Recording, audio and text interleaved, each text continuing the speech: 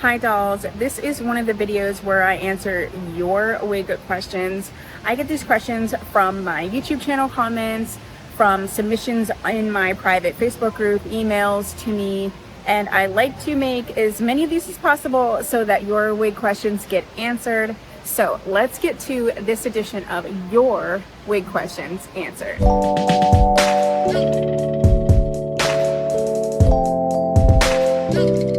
Okay, so today I have a question from Patricia, and she says, you look good in most of your wigs you try on. How can I figure out what wigs best fit my features or will look better on me? I do play with my units a bit more. So this can be an involved question or a quick and easy question. Overall, I think that you need to experiment. But the best way to sort of shorten the learning curve of what is going to look good on you is to focus on your face shape, your skin tone, and your undertone. Wigs are this sort of world of wigs, and it can open up and you can do so much with wigs now, which is amazing. But you can also run into situations where you are basically trying out a bunch of stuff and it's not working for you. So starting with your face shape first, no matter what scenario you have, your face shape is your face shape, and there's certain things that are going to accentuate and there's certain styles and cuts that are not, okay? So learn your face shape, figure out which one it is, and then you can kind of narrow down the playing field of like which wigs that you are, you know, sort of looking at and adding to your collection. The other thing is to learn not only your skin tone in general, but your undertone. Are you cool toned? Are you warm toned? Are you neutral, olive? I have more of a universal face shape, and I also have a neutral undertone, which makes it so that I can try on probably more wigs than a lot of people, which is good for you guys because then you can see so many different things. But I can wear warm tones, I can wear cool tones, pretty much any color works for me, and most of the styles, cuts, and things work for me as well. That's a plus for you. I know it can seem frustrating because I know a lot of people say that often, like you look good in everything, but that's what makes me perfect for this particular job, to help you find the wig that's best for you, because I can put on any wig that you might be interested in. So narrow it down in terms of face shape, skin tone, undertone, and then keep a little log, keep a little journal. Write down not only what works for you, but write down what doesn't work for you, and start really like paying attention. If you don't like a wig, write it down. What was the name? What was the color? What was it that you didn't like about it? Was it the cap construction? Was it the style, the length, what have you? So that's my sort of a quick answer to how can you find out what works for you more. I also think that, Patricia, you said something about playing with your wigs a bit more, and I think that's so important. Please do not just put a wig on and then be like, nope, I hate it, it's not working for me. Wigs do need to be sort of played with, they need to be woken up. You know, if you had your bio hair and you just woke up, took a shower, let it dry, you know, it might not always look good. You might have to do something to it. It's the same with wigs, okay? So that's my little advice for that question. Hopefully that answers it for you. I will link additional videos on these topics down below. Okay, so we have another question. Kim asks, where can she find our live sales? So there's 3 main places that you can find the live sales, but in general, we hold live sales every Friday from 5 to 7 p.m. Eastern Standard Time. We also hold them every other Wednesday from 5 to 7 p.m. Eastern Standard Time as well. And those are always on YouTube, okay? We do have some specialty sales that we have on Facebook. One is a monthly sale from Leanne, one of my store ambassadors. And then I will be doing sort of like a pop-up, fun, maybe it's a clearance, a special sale here and there also on Facebook. So in order to find those, you're gonna want to go to one of 3 places. So let's start with YouTube. If you go to my main YouTube channel, Tia Maria, I actually have 2. We have the main channel, Tia Maria, which is my channel, okay? We also have the Wig Lounge at Tia Maria Wigs, and that's the second channel, and that's where all of like any testimonial content, the ambassadors content, any of that stuff for you. And if you would like a video up on that channel, please let me know, but that's not what we're talking about. If you go to my main channel, Tia Maria, okay, underneath the live tab, I schedule live videos a month in advance. So for the next month, all of the sales will be sitting right there underneath the live tab, so you can always find them there. The second place that you can find them is in the private Facebook group that we have on Facebook, and it's Tia Maria's Wig Hangout. And up at the top is sort of like a featured tab, like a pinned tab. And I always link from YouTube to there, and I put those in there all the time, so you can always find them there. The third place to find things, and this is maybe the best place because no matter where it's going to be on Facebook, YouTube, whatever, is the newsletter. So if you're not getting a regular newsletter, we put out a newsletter every single week, at least once a week, sometimes twice. So if you're not getting those, go to the website tmwigs.com, and if you scroll down, it'll say like join our newsletter or something like that. Make sure you're signed up, and then you'll be getting the newsletter. If you're not getting the newsletter, let me know. Sometimes people actually turn off the marketing, like it's okay to market to you. What that really means is it's okay to email you. So if you turn that off, you won't get those. So if you're a regular customer and you're not getting newsletters, then please let me know. But those are the 3 places that you can find the live sales. Hopefully that answered your question. Thank you, Kim, for asking. I'm sure there's a lot of other people that do, and I will see you soon. Okay, so Patricia H asks, when do you know it's time to throw away your wig? This is a very good question. I actually have a video talking about sort of like 5 reasons or situations where you would throw away your wig, but I want to just put a caveat out there. So I would say reasons you would want to throw away your wig is if it is damaged sort of beyond repair or beyond what you would like to repair. And I would say, like, for instance, if the ends are very scraggly, puffy, frizzy, there are ways to restore a wig. I have a full playlist on that. And there are products such as the Tressalor Dual Leave-In Conditioner, along with heat. Even if it's non-heat safe, you can use the Renee Paris flat iron. I call it the Renee Paris hot tool. And you can definitely repair wigs that way. But if it's beyond that, or you just don't feel like doing that, I would say that is a huge reason to part ways or get rid of your wig. Before I continue, I want to preface, even if you think the wig is beyond repair, unless it's like ripped lace, damaged in a way that you know you can't wear it anymore, consider donating the wig instead of like throwing it away. There's a lot of scenarios where people can use the wigs, whether it's like a theater, a high school who are putting on plays and things. Sometimes they don't care what the wig really looks like. Or you can also donate it to a program such as mine, which is the Wig It Forward. And you can donate that. You can send it to P.O. Box 170 in Edinburgh, PA 16412. Just put Wig It Forward. And what we do is we clean, repair, do whatever with these wigs, and we send them off to the cancer center. So overall, unless it's completely damaged, meaning it's ripped or not functionable, I would consider donating it. If someone takes a donation and they can't use it, that's great. But if they can, then, you know, you have passed it along for another life. I'd say another sign that it's time to get rid of your wig is if you've gone a full calendar year, just like with your closet. If you haven't worn it in a year, you might want to consider getting rid of it. Now, I say that with caution. Our tastes in wigs, our tastes in clothes, our abilities with wigs changes over time. There are wigs that I got rid of initially that I regret doing because I understood more later on how to make the wig work for me, and then it was gone. All right, so I would say go through your wigs once or twice a year and put aside wigs that you have not worn. Okay, and then make it a point to try to wear that. Even if you're not going to wear it anywhere, try to get it out, try to play with it, try to work with it. Take note as to why you don't like it. If it's just a matter of like it does not fit you, that cut does not flatter your face shape, those are things that we sometimes forget to do.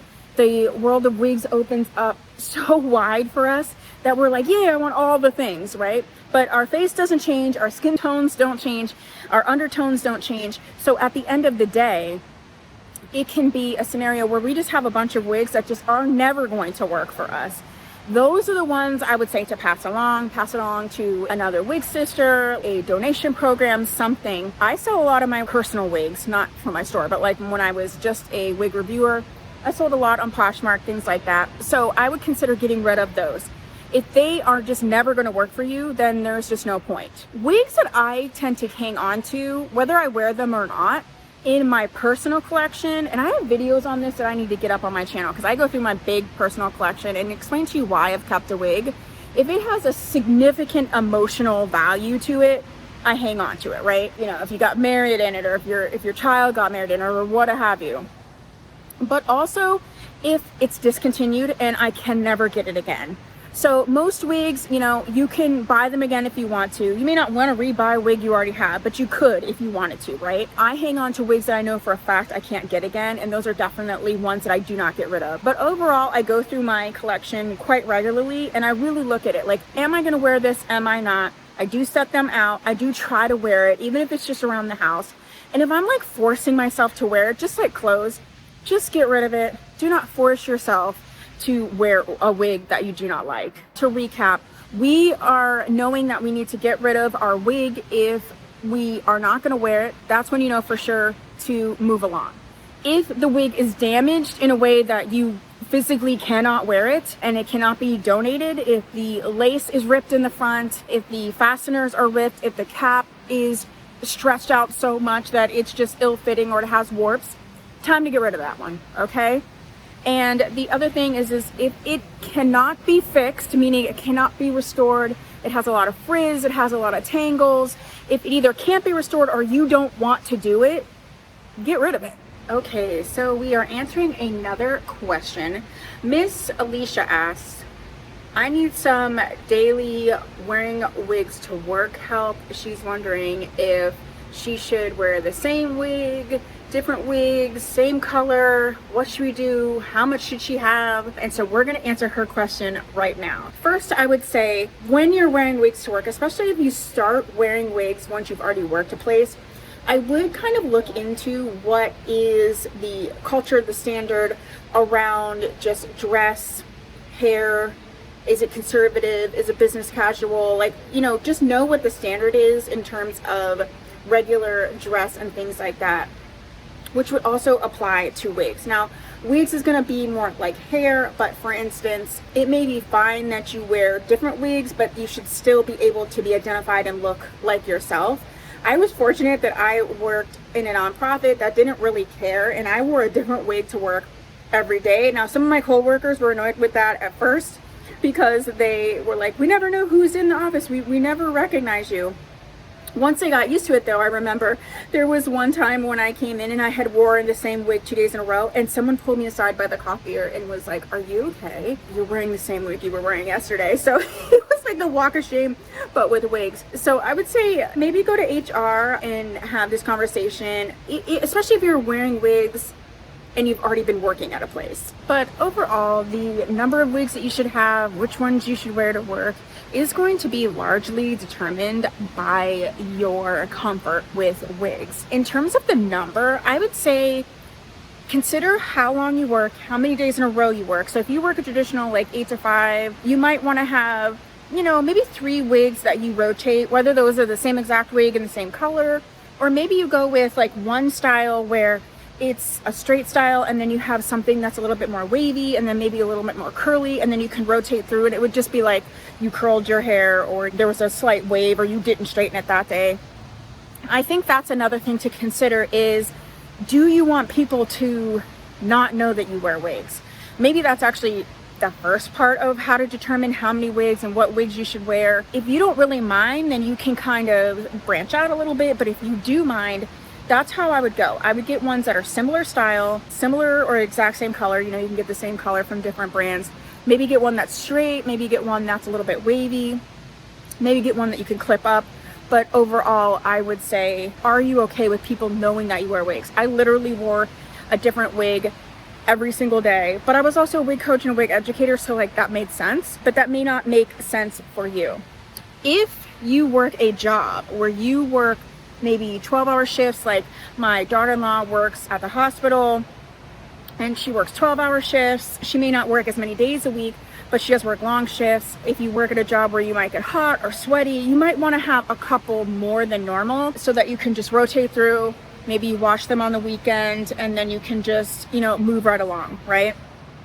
If you work a job where Potentially you may have to dress up here and there for different meetings, or if you have to be on video for something, you might want to have the wig that you wear to work and then a similar wig that is styled and updo on like a mannequin head, so it's ready to go, especially if sometimes you're not really sure when those type of things might be happening. I would say that that is a good little piece of advice for that. In terms of how many wigs should you have, think of it as like work clothes, right? You should have enough wigs that if for some reason you don't get a chance to wash the wig, or if you are in a situation that you weren't expecting, like you went to lunch at a Mexican restaurant or somebody near you smoked and that your wig now smells and you have to wash it, have enough wigs that you can have a backup, right? And also consider the fact that the more wear, the more wig maintenance, even continual washing, putting heat on it, styling products, all that, it does shorten the longevity of your wig. So you're gonna want to have enough that you can rotate through and make them last longer than they would. You can certainly wear the same wig every single day until it's raggedy and you can't wear it anymore, and that's totally fine. You can do that too. Ideally, I would say if you are wearing wigs all the time to work and you work a regular 9 to 5, I'd say have 3. Whether they're exact same 3, maybe it's 3 that are similar in color, or maybe, like I said, it's 3 where one's wavy, one's straight, one's curly, one has bangs and one doesn't, so that you could do different styling looks like you would if you had your bio hair, right? So that's my sort of answer in terms of what do you need, how you should wear wigs at work, things to consider. I would say consider your culture, consider what you're going to be doing, the activity level that you're going to be doing. If you frequently would put your bio hair up, or if potentially it would get hot, or you're doing some type of work or moving stuff or whatever, you know, have a wig that you can pin up. I am wearing Fortune from Main Attraction. I am on a working vacation, and so this one is short, but I'm able to like pin back the front or wear it down, and it's a mono top, so it was pretty versatile. That's the other thing, is consider the cap construction. If you get a mono top, you can do more things, part it different ways, and you might want to have that available for your work wig. But in general, that is what my answer is. Hopefully that answered your question, Alicia. If you have any thoughts or comments about this, especially if you are someone who wears wigs to work regularly, put that down below. We want to have the conversation about it. And if you haven't joined our private Facebook group, you're going to want to do that. It's on Facebook. It's called Tia Maria's Wig Hangout. We don't do any drama in there, but we do support. So when you come to Tia Maria Wigs, you're not just coming for the wigs, you get the community, and that's really my main focus: community, education, and support. Okay, so you're going to want to join that private Facebook group. You're going to get not only support and answers from me, but support and answers from many other wig wearers, people who have been wearing wigs a long time, people who are newbies like you, just all of the things. Okay, I hope you enjoyed this edition of Your Wig Questions Answered. If you have a wig question, you can go ahead and put it down below in this video. You can email me at tia@tiamariawigs.com, or you can join the private Facebook group, Tia Maria's Wig Hangout, on Facebook, and you can put your questions there, and I answer as many as possible, either in the comments or in these videos. So if you haven't subscribed, please do so, and if you haven't joined the group, you want to do that as well. Okay, bye.